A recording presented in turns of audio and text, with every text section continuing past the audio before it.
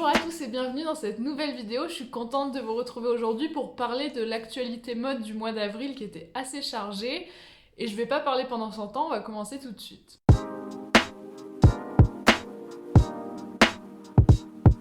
Pour commencer, je voulais vous parler du défilé Gucci pour sa dernière collection, donc automne-hiver 2021-2022. Ça faisait déjà quelques temps qu'il y avait des petites rumeurs concernant une collaboration entre Gucci et Balenciaga, et ça a été confirmé justement par ce défilé. D'ailleurs, c'est vraiment très bien joué de la part de Kering d'associer deux marques avec un imaginaire extrêmement fort parce que je pense que les pièces Gucci by Balenciaga vont vraiment s'arracher. À titre d'exemple, on a le sac Hourglass qui est un sac iconique de la marque Balenciaga qui est recouvert du monogramme Gucci. Même chose pour les Knife Boots qui était un des best-sellers de la marque Balenciaga, également recouvert du monogramme. On a aussi ce costume totalement scintillant recouvert de Gucci et Balenciaga.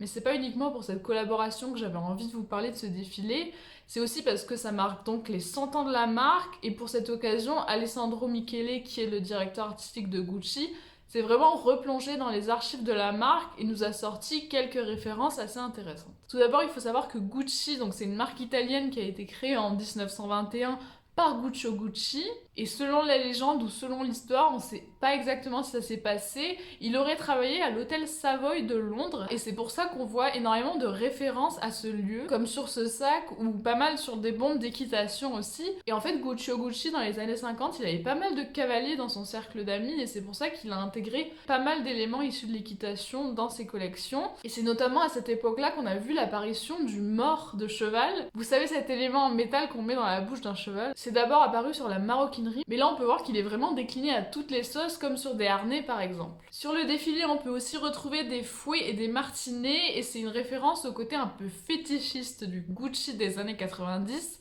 qui était sous la direction artistique de Tom Ford. C'est vraiment une période qui est reconnue et adulée par le milieu de la mode et qui suscite beaucoup de nostalgie. Et ce défilé montre vraiment ça parce que le look qui a ouvert le défilé, c'est un costume rouge en velours qui est vraiment une pièce iconique qui a été faite par Tom Ford en 1996 et qui a été portée par Gwyneth Paltrow la même année.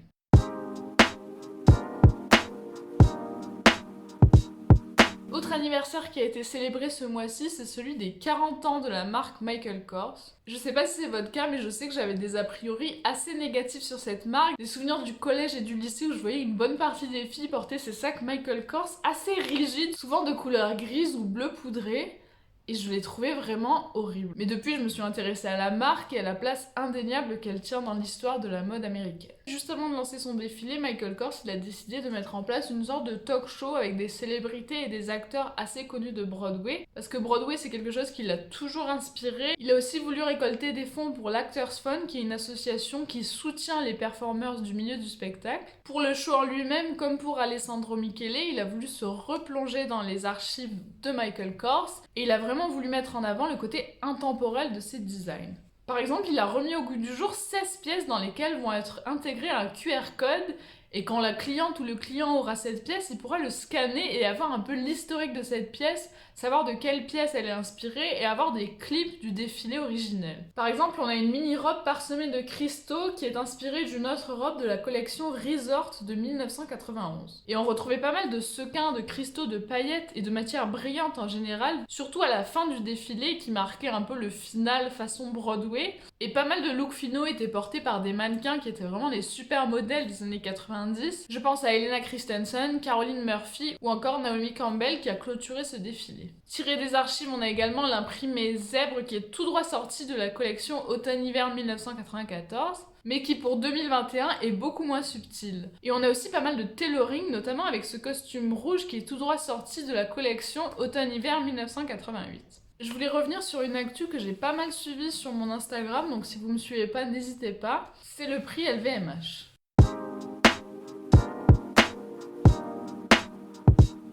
Tout d'abord, c'est un prix qui est relativement récent puisqu'il a été créé en 2014, mais il a quand même une force assez importante dans le milieu de la mode parce qu'il a permis de booster des talents comme Simon Porte-Jacquemus, Marine Serre ou encore TB Magougou. Et en fait, le gagnant, il remporte une bourse de 300 000 € ainsi qu'une aide personnalisée de la part de LVMH, que ce soit pour le marketing, pour la production, pour la communication, etc.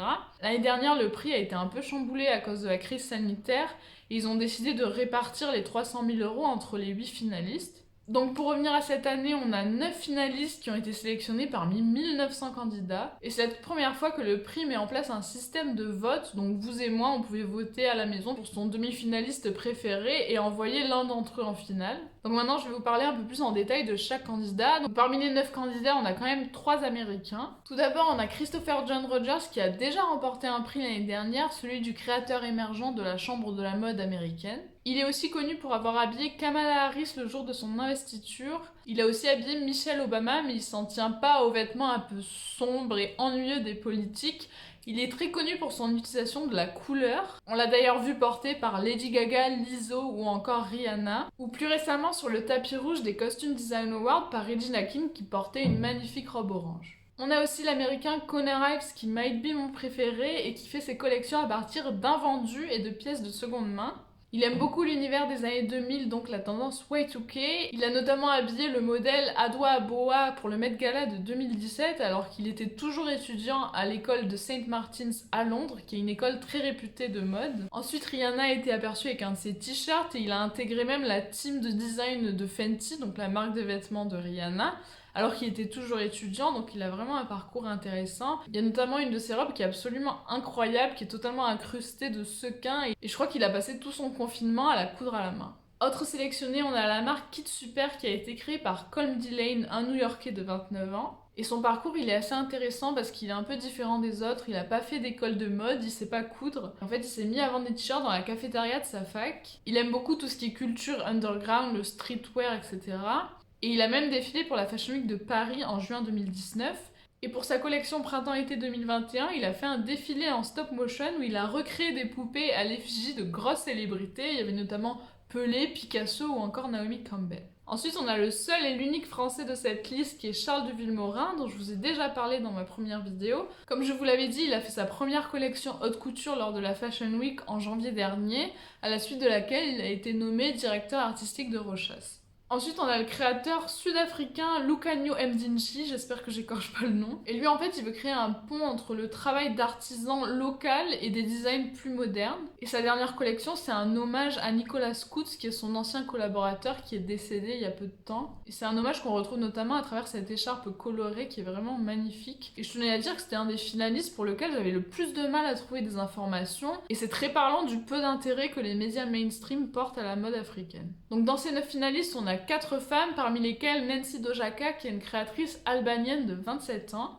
Comme Connor Ives, elle est diplômée du St. Martin's College à Londres, et elle a un univers qui est très minimaliste, inspiré de la lingerie qu'elle a d'ailleurs étudié pendant 3 ans. Donc elle utilise pas mal de tissus très délicats avec des jeux de transparence. Elle fait pas mal de vêtements noirs, même si dans ses dernières collections, on a vu quelques touches de fuchsia ou des couleurs plus chaudes comme du terracotta. Et on a notamment pu voir ses créations sur le modèle Bella Hadid. Ensuite, on a la créatrice colombienne Kika Vargas, qui est d'ailleurs la première colombienne à être en finale du prix LVMH. Elle a une esthétique assez romantique, on retrouve pas mal de motifs floraux ou encore peints à la main sur des grosses robes longues.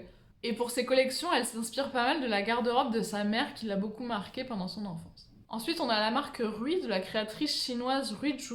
Elle est très influencée par le côté zen du bouddhisme et une philosophie japonaise qui prône la beauté à travers l'altération du temps. Et je trouve que c'est un univers assez intéressant parce qu'on le retrouve bien à travers ses vêtements qui sont très ajourés comme s'ils ont été un peu rongés par le temps. Ce qui donne des vêtements très asymétriques. Elle dit qu'elle aime beaucoup l'irrégularité, un peu comme si c'était une seconde peau. Et là, vous pouvez voir la chanteuse Dua Lipa porter ses créations.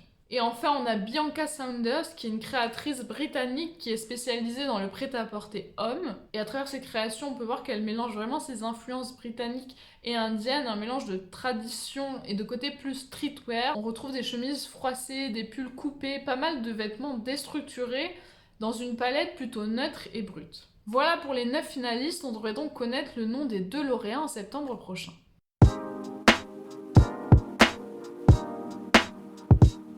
Le mois d'avril a également marqué la mort du créateur Albert Elbaz qui est décédé des suites du Covid à 59 ans. Je vais donc revenir sur son parcours parce que c'est quand même un créateur qui a pas mal marqué le milieu de la mode ces dernières années.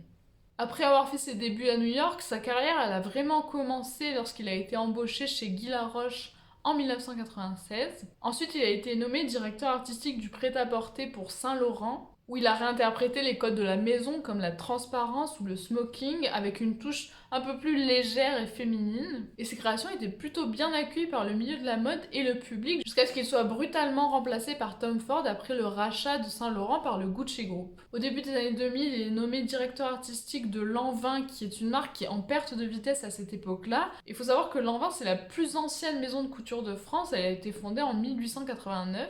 Dès sa première collection, Albert Elbaz y rencontre un franc succès. Je sais pas si vous en souvenez, mais en 2010, il avait même créé une collection capsule avec H&M. Et c'est vrai qu'aujourd'hui, quand on parle d'Albert Elbaz, son nom est vraiment indissociable de la maison Lanvin. Il est quand même resté 14 ans chez Lanvin et il a vraiment voulu créer une mode qui était là pour accompagner les femmes et non pas pour restreindre leur corps. Et il a dit une phrase qui est vraiment restée dans les annales de l'histoire de la mode, c'est « Le mouvement est essentiel pour moi, c'est la vie ».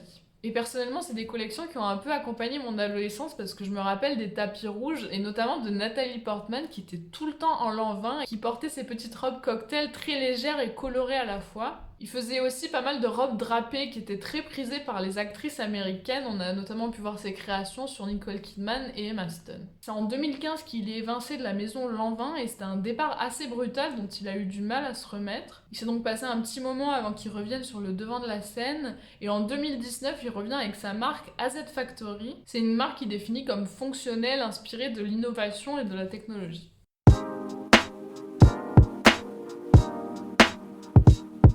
Donc Anthony Vaccarello, c'est le directeur artistique de Saint Laurent. Il a décidé de faire son défilé en pleine nature, dans un désert glacé. C'est vraiment un décor magnifique et il a voulu un peu garder un mystère autour des lieux. Mais il y a eu beaucoup de spéculations de la part des médias et il s'agirait de l'Islande. Avant de parler du défilé, je voulais mentionner quelque chose dont j'ai déjà parlé sur mon Instagram. C'était la minceur des modèles qui ont défilé pour cette collection. Mon but, c'est pas du tout de dire « Oh là là, elle est trop mince » ou quoi que ce soit. Non, non, c'est juste que c'est quelque chose de très récurrent chez Saint Laurent de faire appel à un seul et même type de morphologie. Après, c'est un choix de leur part, je trouve ça extrêmement dommage parce qu'ils se coupent d'une partie de leur clientèle et ils donnent une assez mauvaise image en termes de diversité. Enfin bref, revenons au défilé. Anthony Vaccarello, il s'est replongé dans les archives des années 1960 de Saint Laurent et il a voulu revisiter le tailleur qui est un classique de la marque en utilisant des matières un peu plus épaisses comme le tweed. D'ailleurs, le président mode de chez Chanel, Bruno Pavlovski, a insinué à demi-mot que Saint Laurent avait copié Chanel. Ce qui est pas mal ressorti de ce show, ce sont les micro-jupes qui étaient dans des couleurs pétantes. On avait du fuchsia, du vert pistache, du bleu électrique. On avait du métallisé, des liserés en fausse fourrure, enfin il y en avait pour tous les goûts. On a aussi des influences très 90s parce qu'Anthony Vaccarello il s'est inspiré de Peaches qui est une chanteuse électro donc des années 90. On a aussi une opulence de bijoux, pour ne pas dire une surcharge, qui est en fait une réinterprétation des bijoux créés par Loulou de la Falaise, qui était une amie proche de Saint Laurent, chargée des accessoires pour la marque, du début des années 70 à 2003. Elle aimait faire de gros bijoux, on retrouve notamment le trèfle à 4 feuilles ou ses boucles d'oreilles en cascade de strass.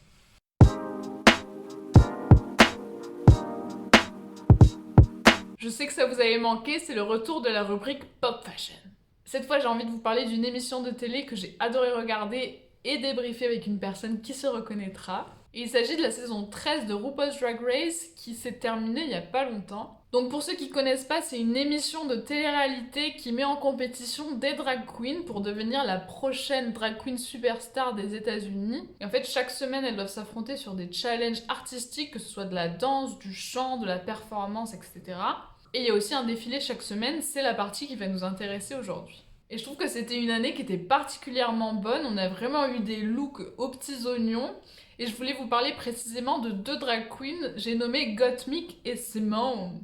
Pour commencer, je vais vous parler de Gottmik, qui est le premier homme transgenre à faire partie de la compétition. Et au-delà de la symbolique hyper forte et nécessaire de sa participation, c'était vraiment un candidat hyper redoutable. Donc le premier look qui m'a marqué et qui pour moi représente l'esthétique Gottmik, c'est cette robe noire en velours avec une fente vers l'avant. Mais là où c'est vraiment intéressant, c'est le côté asymétrique du haut de la robe qui dévoile un téton, bon qui est caché par un cache-téton. Et ça va vraiment être une de ses marques de fabrique. Après, sur le thème du lamé, on avait cette robe orange qui avait l'air de venir d'une autre planète. Apparemment, c'était inspiré du dragon de mer, mais moi, ça me fait penser aux créations de Iris Van Harpen, qui est une créatrice avec un univers hyper particulier et que j'adore. Ensuite, on a ce look qui me donne des vibes du 5e élément et qui a longtemps été le fond d'écran de mon téléphone.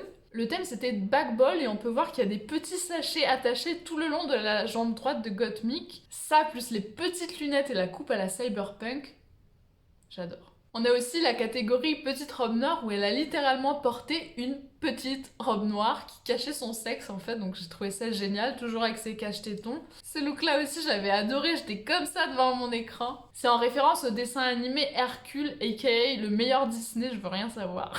On avait aussi ce look à pois noir et blanc à la Cruella, ou encore ces deux looks de finale qui étaient vraiment magnifiques, un inspiré du film d'horreur Hellraiser, ou encore un autre en hommage à l'artiste Keith Haring sur lequel on pouvait retrouver des phrases pro-LGBT un peu partout sur la tenue. Passons maintenant à Simone, qui était pour moi la queen incontestée de la mode. Et en fait, dès ses premières minutes d'antenne, on a compris, elle est là dans le game, elle est pas là pour déconner. Elle était vêtue d'une robe droite, courte, qui était un peu inspiration années 60, qui moi me faisait penser un peu au modèle Paco Rabanne. En fait, sa robe, elle était constituée de plein de polaroids associés les uns aux autres et qui formaient vraiment une super robe. Et c'est une référence à une robe que la mannequin Gisèle Bunchen avait portée.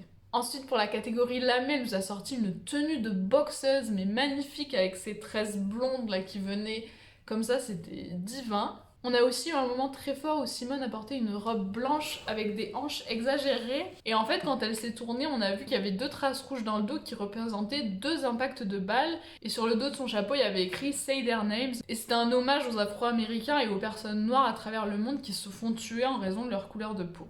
Je vous mettrai quelques visuels par-ci par-là parce qu'il y a tellement eu de looks iconiques de sa part que c'est très dur de choisir.